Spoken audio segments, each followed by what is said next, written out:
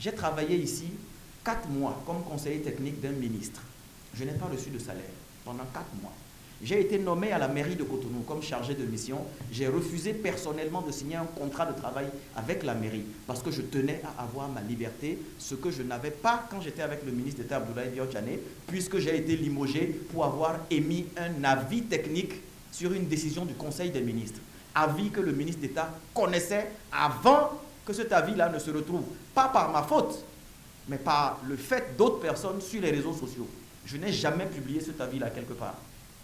Ce sont des personnes qui ont trouvé ce que j'ai dit censé peut-être, et Dieu merci, si c'était con, ça ne se serait pas retrouvé sur les réseaux sociaux.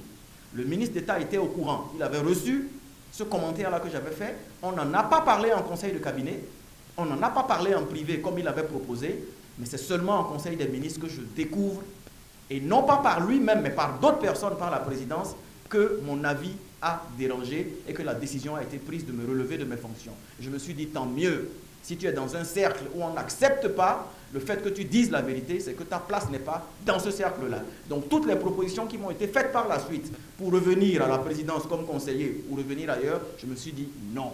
Parce que s'ils avaient voulu m'humilier par cette révocation, par ce limogeage, ça aurait été possible si moi-même je n'étais pas quelque chose avant d'être nommé.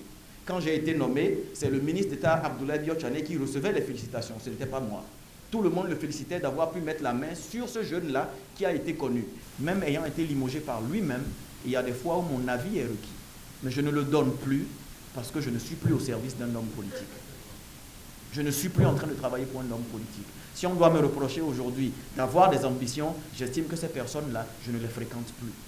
Parce que reprocher à un jeune que vous avez utilisé, auquel vous connaissez des compétences données, de vouloir porter sa voix lui-même, c'est que vous êtes contre l'évolution de la jeunesse. Je ne dis pas ça pour lui, mais je le dis pour tous ceux qui sont dans cet état d'esprit.